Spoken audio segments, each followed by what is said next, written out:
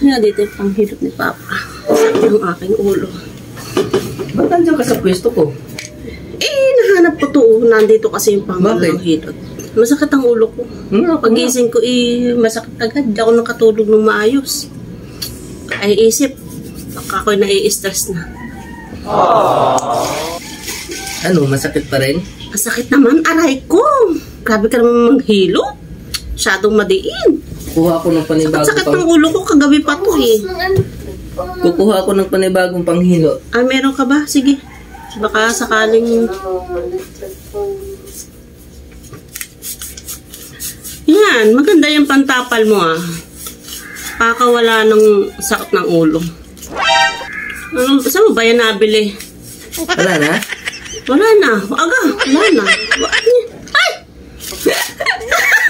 Kaya pala eh. Ito lang pala. Stress reliever.